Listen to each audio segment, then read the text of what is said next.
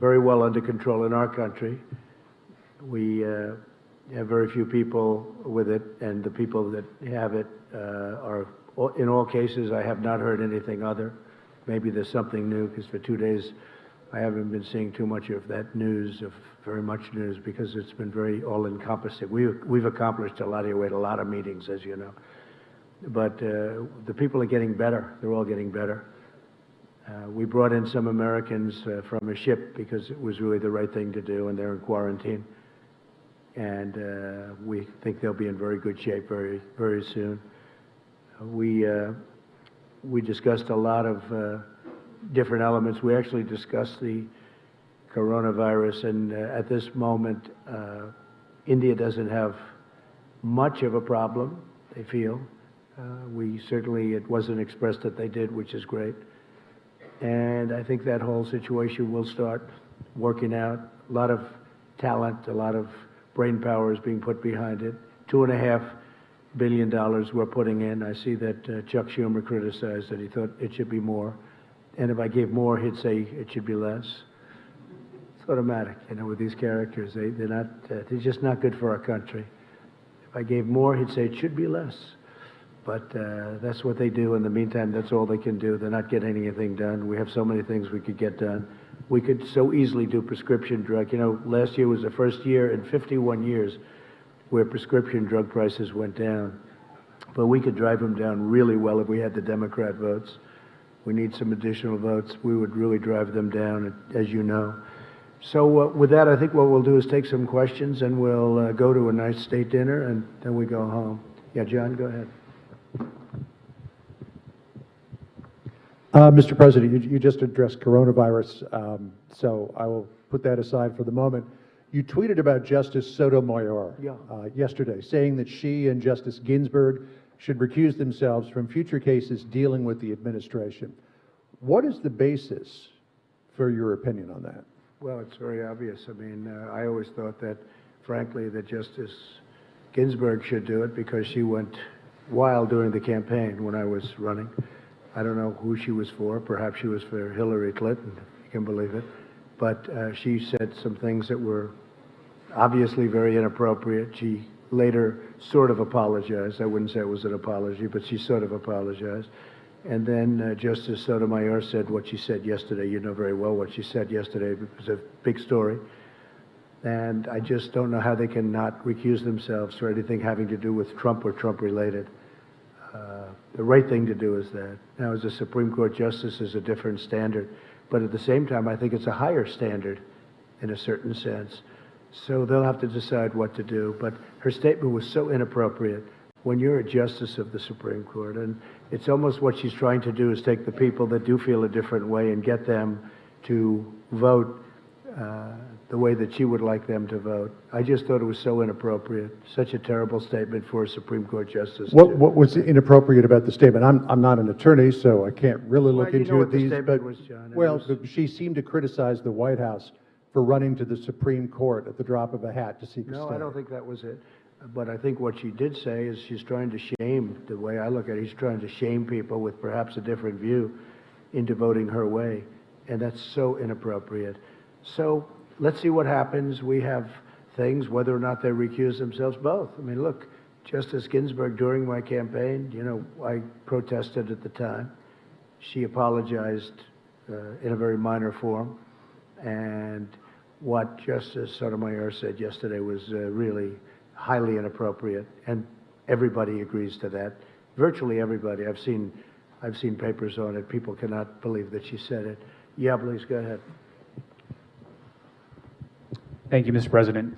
The intelligence community believes that Russia is trying to meddle in the 2020 election. Do you agree with their assessment?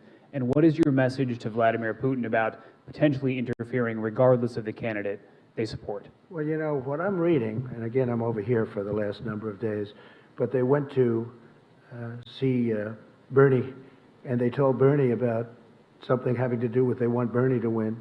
They did not tell me. Intelligence never told me, and we have a couple of people here that would know very well. They never told me anything about that, and it was sort of a strange thing that they went to Bernie And now I find out, if I believe what I read in some of your documents and some of your papers, that it was highly exaggerated. And frankly, I think it's disgraceful. And I think it was leaks from the Intelligence Committee, House version, and I think that they leaked it. I think probably Schiff leaked it, but people within that, Schiff leaked it, in my opinion. And he shouldn't be leaking things like that. That's a terrible thing to do. But basically, they would like to see Bernie is probably winning, and looks like he's winning, and he's got a head of steam, and they maybe don't want him for obvious reasons. So they don't want him, so they put out a thing that Russia's backing him. This is what they do.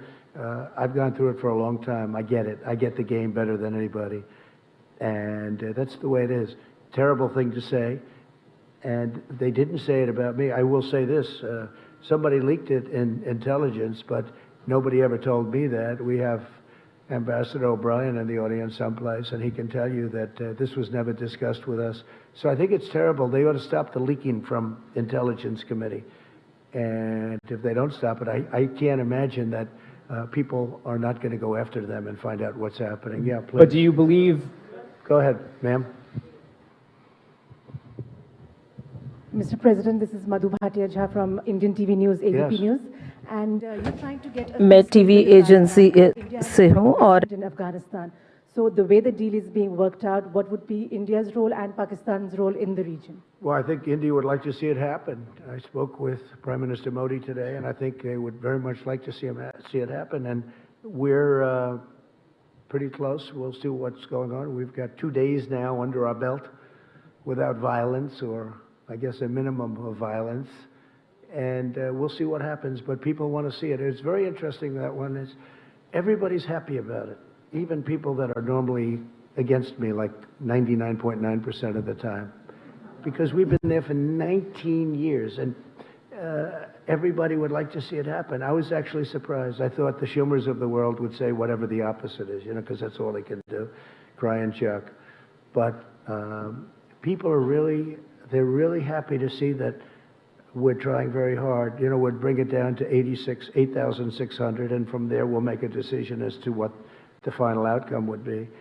But there's been tremendous praise for the fact that we're doing something. Other administrations have tried to do something. In particular, the previous administration, for a long time, they were never able to get anything done. And we're really serving not as a military force as we are a police force. And we're not a police force. They have to police their own country. We're not a police force. It's like law enforcement. And that's the way it is. So we'd like to, I can tell you, after 19 years, we'd like to bring our young people back home, bring them, that's where they want to be. And we'll always have intelligence there. We'll have other things there, but we'd like to bring them, for the most part, we'd like to bring them back home. We want to watch the area. The area is a hotbed of problems. And when we bring them home, we'll let them know that if something happens, we will hit them so hard. And we could win that easily if I wanted to kill millions of people. I don't want to kill millions of people, innocent people.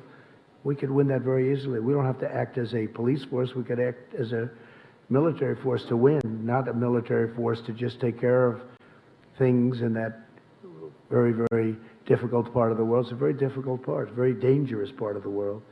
So let's see what happens. So far, so good. So far. But I'm very impressed with the kind of kudos we're getting. Yes, please. Mr. President, namaste. I'm Saurabh Shukla. I'm editor-in-chief of News Mobile. If you remember, I interviewed you during your last campaign in New Jersey. And I asked you this question earlier at that time about a Trump doctrine on fighting out Islamic fundamentalism, which you spoke about, and you discussed with Prime Minister Modi, and you spoke about a Modi-Trump doctrine. So what is your roadmap to fight out Islamic radical terrorism?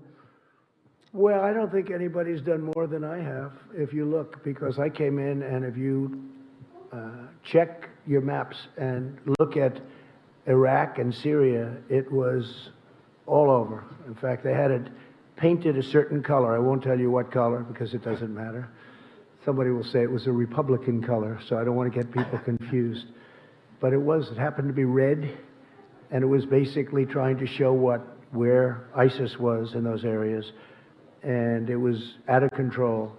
and I gave the orders, and we have 100% of the caliphate. We have tens of thousands of people in prisons now. They're being guarded by the Kurds and others.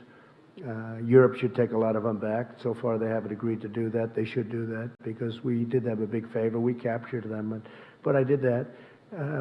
We killed al-Baghdadi a few months ago, and Soleimani is gone. He's no longer putting roadside bombs all over the place. Somebody else may be, but he was the father, the king of the roadside bomb. All of those young people that you see with missing legs and arms. I've seen every combination. The legs are gone. You go over to Walter Reed. I have to say the doctors at Walter Reed are incredible what they're able to do. Incredible.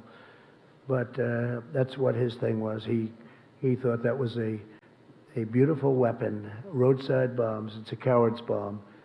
And all of these young people that have been so badly hurt, and we did a big favor. In addition to that, as you know, Hamza bin Laden is now gone, and he was looking to do damage, and he's gone. And Al-Qaeda last week, you saw what happened there. Absolutely. So nobody's done more than what I've done. And but at the same time, Russia should do it, Iran should do it, Iraq should do it, Syria should do it. You know, we're in a different part of the world. We're doing it. Everybody says you're the only ones that can do it. Well, at some point, these other countries, I mean, Iran should do it. Iran hates ISIS, and they should do it. And we've done a great job. We've taken our soldiers essentially out of Syria, except for little hot spots that we forget, you know, will do, that develop. But we've taken the oil, and the soldiers we have there are the ones guarding the oil.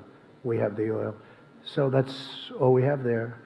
And now we have, if you look, we are down to a small force in Iraq. And we're down to a small force very shortly, but right now even we have a small force in Afghanistan. And so we're moving out and moving around. But the only soldiers we have in terms of Syria, the predominant number of soldiers are the ones guarding the oil. What about terror groups in Pakistan, sir? That's a big concern in this region, and you know there are a lot of terror groups who pose dangers to the United States and democracies like India as well, sir. No, I agree, but you also have other countries that can do this. You know, the United States is 8,000 miles away, and they're all saying, could you do it? Yeah, we could do it. We've been doing it for a long time, but I've been doing it much better than anyone else has done it. I mean, what we've done in the last couple of years has been incredible. We have 100% of the caliphate. Remember, we had 99%. I'd say, good, we're leaving. And I was hit with, people couldn't believe it.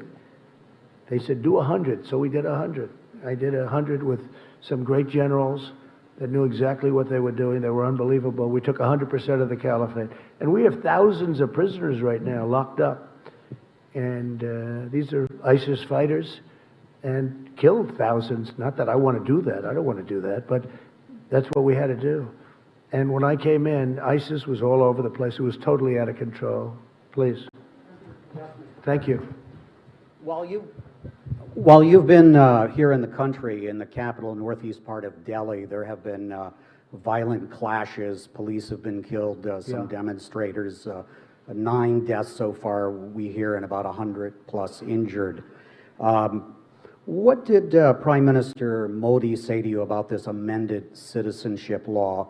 And how concerned are you about this kind of religious violence in India? So we did talk about religious freedom, and I will say that the Prime Minister was incredible on what he told me. He wants people to have religious freedom, and very strongly. And he said that in India they have worked very hard to have great and open religious freedom. And if you look back and look at what's going on relative to other places especially, but they have really worked hard on religious freedom.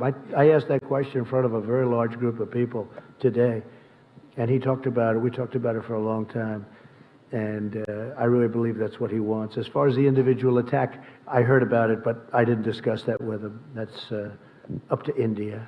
Yeah, go ahead, please. Hi, sir. Emily Gooden with the DailyMail.com. I was wondering, do you think justice was served in the Harvey Weinstein case? So I was never a fan of Harvey Weinstein, as you know. In fact, he said he was going to work hard to defeat me in the election. How did that work out, by the way? I'm trying to figure that out. He was a person I didn't like, never liked.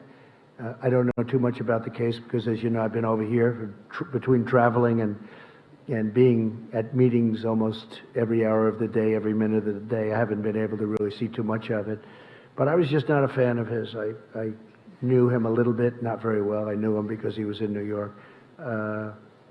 Not a person that I like. I will say the people that liked him were the Democrats. Michelle Obama loved him. Hillary Clinton loved him. And he gave tremendous money to the Democrats. And I guess my question is, will the Democrats be asking for that money back? Because he gave a lot of money to the Democrats. And, you know, it's too bad, but that's the way it worked out. Yeah, Peter? I just want to follow up on that very quickly, if I can, Mr. President. Then I have a question that I wanted to ask you. But just on the Harvey Weinstein situation, this is being viewed as a milestone for the Me Too movement. What message can you, as president, deliver to women in America who are still afraid to come forward and share their stories of sexual harassment and assault?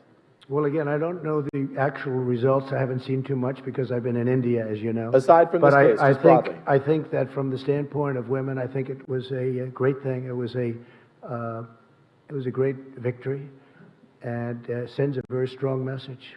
Very, very strong message, Peter. Yeah, please. Can I follow up with my question? I just wanted to follow up on hers quickly. Can I, on coronavirus specifically, Mr. President, in 2014, when the Ebola situation was very concerning to so many Americans, you tweeted, "Ebola patient will be brought to the U.S. in a few days. Now I know for sure that our leaders are incompetent." In all caps, you wrote, "Keep them out of here." More than 20 Americans have now been brought back to the United States with coronavirus. By your own measure, does that mean that your government has been incompetent? Are you pleased with the response? There's a big difference, in case you don't know, between Ebola and coronavirus. Big difference. It's like day and night. And I felt that we should bring them back. They're Americans. We should bring them back. With Ebola, it's very explosive. It's very terrible. We're making tremendous strides on Ebola with the things that we're doing, as you know. Isn't some of the money that you're requesting? Sorry, Let please. me answer the question. But there's a vast difference in bringing, especially in around 14, was that 14 or 12? And at that time, nobody had ever even heard of Ebola or ever conceived of something where you basically, people would disintegrate. And we're still working on Ebola. To be clear, all those brought here survived, though, right? Sorry. Yeah, we're doing a vaccine.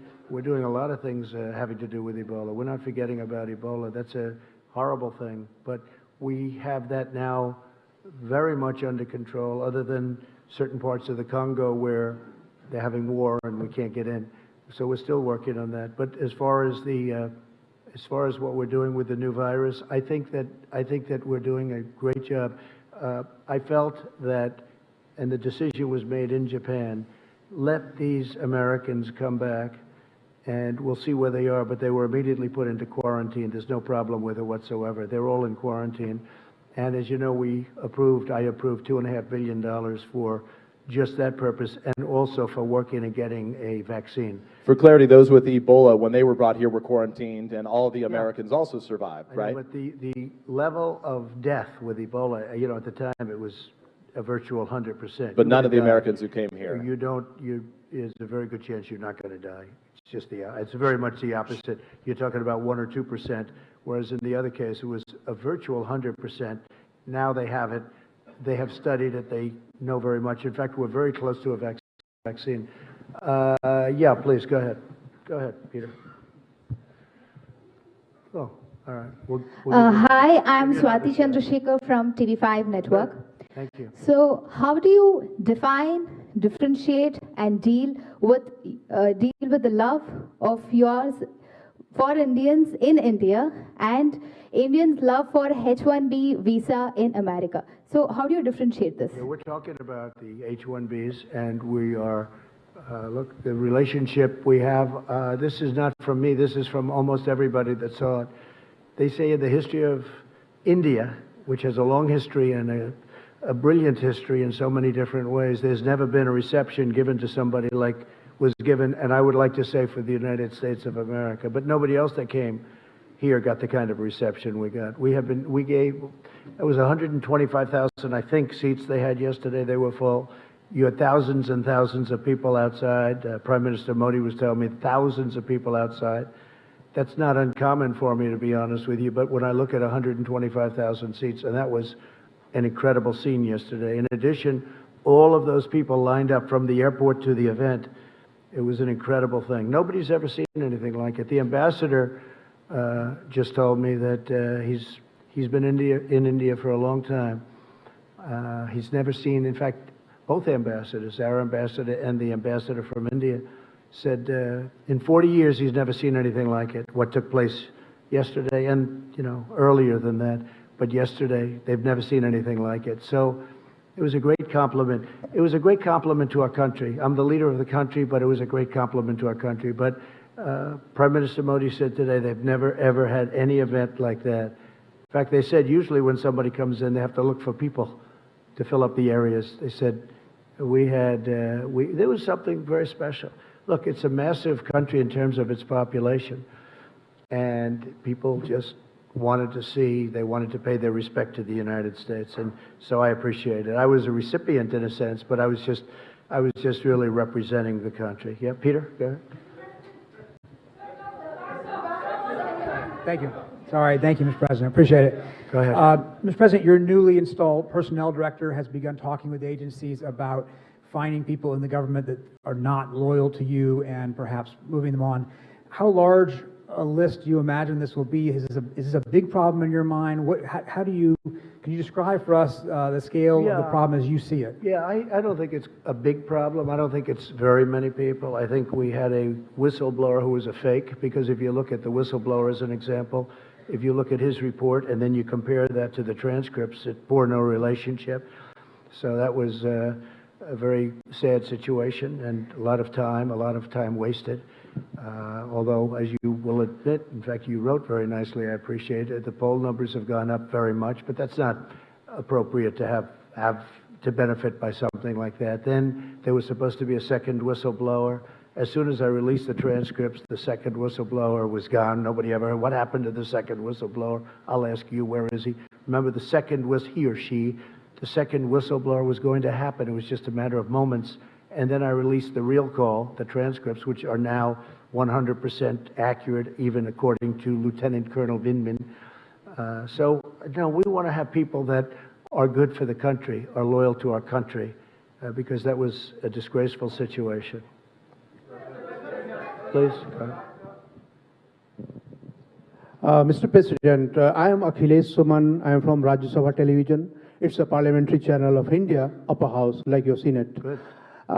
India's concern is with neighborhood, and you and Prime Minister Modi tell that you are very good friends. What is your strategy about terrorism that is coming out from Pakistan to India? Because we had been suffering from this type of terrorism for last 20 years or so. What is your strategy? What are you going to do? We talked a lot about Pakistan. I have a very good relationship with Prime Minister Khan, very good. We talked about it today at length, actually, and Prime Minister Modi. And it's no question it's a problem, but it's a problem they're working on it. India is, it's a brave nation too. There's no pullback from India. And we just hope, and I said I'll help, I'll do whatever I have to do if I can do that, because my relationship with both gentlemen is so good. But there has been difficulty in Pakistan, and we're seeing what we can do about it. Anything I can do to mediate, anything I can do to help, I would do. They're working on Kashmir. Kashmir has been a thorn in a lot of people's sides for a long time. And there are two sides to every story, but they've been working on that very hard. We discussed it at great length, terrorism, and I think we have some very good ideas. He's very, very strongly against terrorism. I'll tell you, Prime Minister Modi is a very religious man, as you know. He's a very calm man. But he's actually a very, very strong person, very tough, actually. I've seen him in action. And he's got that foremost in his mind, terrorism. He'll take care of it. Please. Go ahead. You, right here. That's fine. Right there.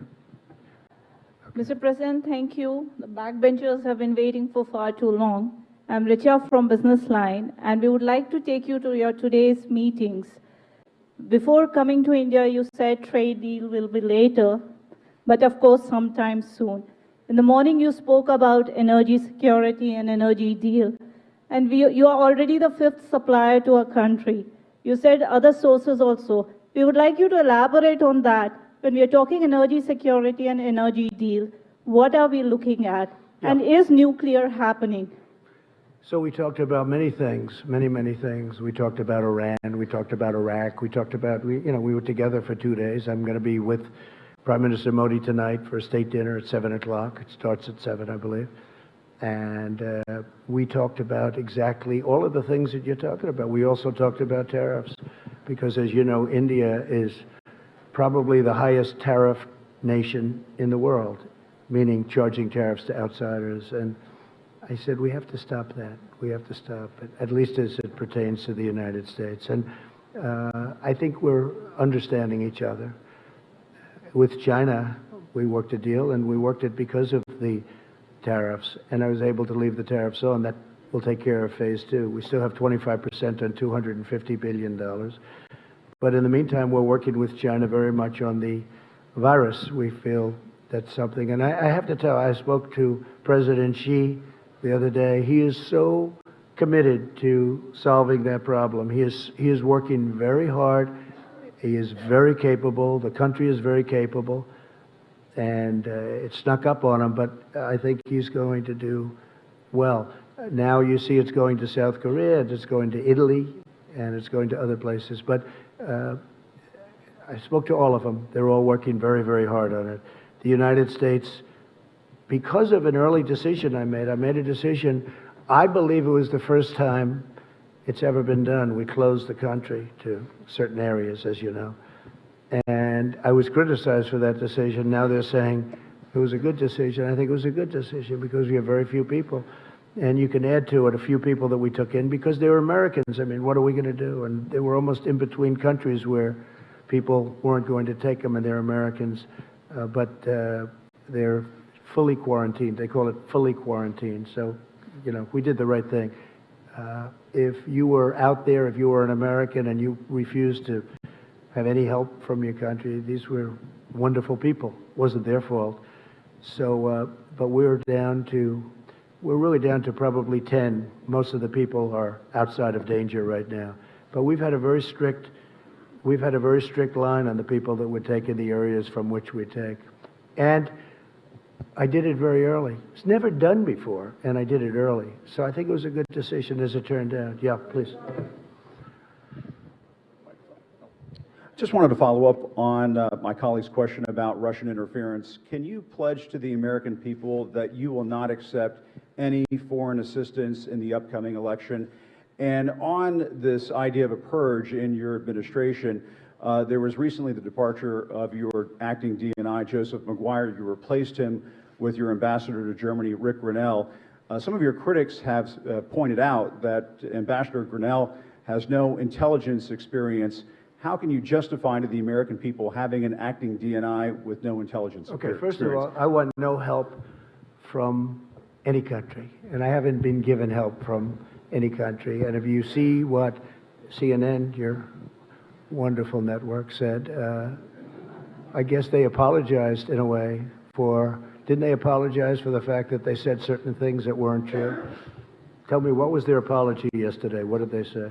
Mr. President, I think our record on delivering the truth is a lot better than yours sometimes, if you don't mind me saying. Let me tell you about your record. Your record is so bad you ought to be ashamed of yourself. You have probably I'm the not worst ashamed record, of anything, and our you probably have the organization worst is not record in the ashamed, history of broadcasting. As far as McGuire is concerned, he's a terrific guy, but on March 11th his time ended anyway, so his time came up. So we would have had to, by statute, we would have had to change him anyway. So the Will your time new was there. DNI have experience in the intelligence field? Yes. In fact, we're talking to 5 different people right now. I think all people that you know, all people that you respect, and I'll make a decision probably over the next week to 2 weeks. We have some very good people. But Joe McGuire is a very excellent guy. He's a very good man. And his time was March 11th. I believe it was March 11th where he would have had to leave. Was he But we forced are out going- because he wasn't sufficiently loyal to you? No, not at all. Not at all. He was pushed out because, frankly, he wasn't pushed out. He would have had to get out. On March 11th, he would have had to leave. But we're going to be making a decision on DNI very shortly. Thank you, sir. Yeah, please. Go ahead, please. Yeah. Mr. President. Well, that's not nice. Yeah, let her do it. Let's go one I by know, one. but you ripped the mic out of her hand. You can't do that. So rude. Boy, that wasn't very nice. He's... President Trump, I hope you're having a good visit here in India. I'm Ruchi Bhatia from ET Now. We have heard from Prime Minister Modi as well as you on a long impending trade deal. It's still not happened. Even today we heard both you and him talking about how in future there is going to be one. Have you been able to figure out the kind of differences that were there earlier, we know especially on data localization? That has been one of the sticky points. Sure. We know the problems. I know the problems. Previous administrations had no clue. They didn't know the problems. I know the problems. We're being charged large amounts of tariffs, and can't do that. Can't do that. And so they understand that that's where I am, and if they want to deal with us, and they will, they're going to, just like China. Everybody said you'll never make a deal with China. I made a deal with China. It's a great deal. They're going to buy $250 billion worth of product, and that's only a piece of the deal. It's a large piece. It's probably 40 to 50%, but it's an incredible deal. In addition to that, we're taking in billions and billions of dollars worth of tariffs that we can now use for phase two, because they want to get rid of the 25%. So we have the 25%, they want to get rid of it. Well, with India, India is, I think, the highest, again, I said it before, but the highest tariff when you deal with India. Harley-Davidson has to pay tremendous tariffs when they send motorcycles in here. When India sends motorcycles into the U.S., there's virtually no tariff. For the most part, there is absolutely no tariff. So I just said that's unfair, and we're working it out. We're working it out. Go ahead. Good evening, President. I think we'll win that one easily. We're working on that, yeah. We're working on that, Joe. Good evening, President. This is Anurag It's not a fair Monitor. situation when one company is paying 100% in the case of numerous companies, not just Harley, but where they're paying tremendous. And actually, tariffs were raised not too long ago. And we also did something. There was a form of rent control that was, if you put it in a different sense, it was given to India, and we terminated that. You know that. We terminated it. No, we're talking. We have great discussions. Look, I can't lose this. I can't lose it. You know what? I'll never lose it. It's too easy, because I want reciprocal. It has to be reciprocal. And the money you're talking about is major, but the United States has to be treated fairly. And India understands that. The relationship is outstanding, but India understands that. We've had a tremendous deficit for many, many years with India, with everybody, you know, with, frankly, so many different countries. We've had a massive, massive deficit, but a large deficit, $30 billion with India. It's now down to $24 billion because of what we've been doing, but still, that's too high. We shouldn't have a $24 billion deficit. With other countries, we have more than that. Japan, we're doing now $40 billion is coming in. A lot of very good deals are being made, and they'll be kicking in toward the end of the year. I would say if the deal happens with India, it will be toward the end of the deal. And if it doesn't happen, we'll do something else that'll be very satisfactory. It'll be very good. Go ahead. Who else?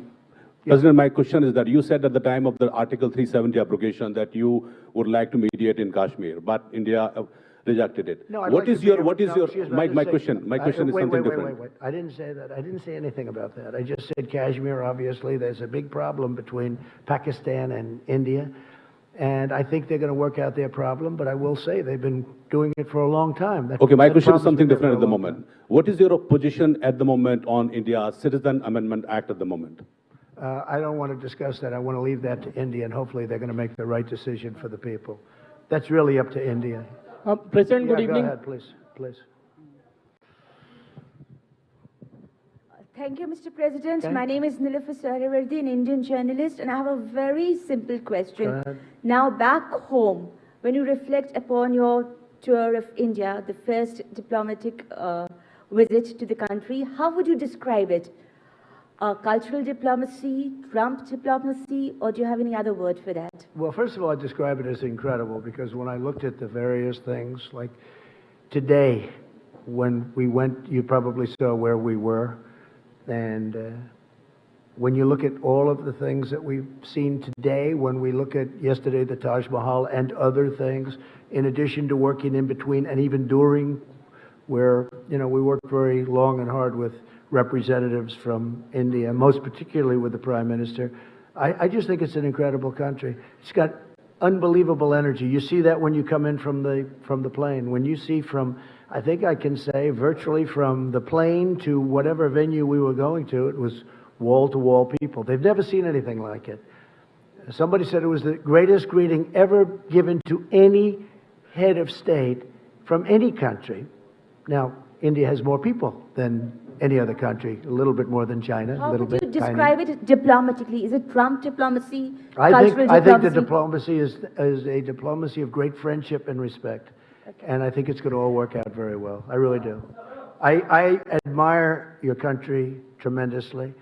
I respect your Prime Minister tremendously.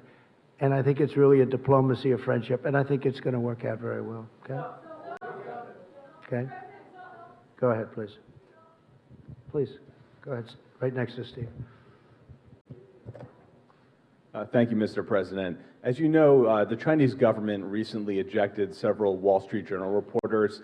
What is your administration considering to do in retaliation to that move? Are you considering banning or restricting the access Chinese journalists, for example, have to the United States? So I haven't really been given a full briefing on that. We're going to look at it. We will look at it. It's something that I don't like to see.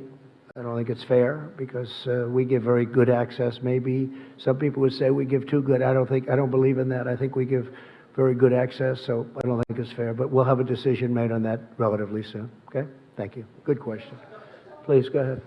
Go ahead. Go ahead.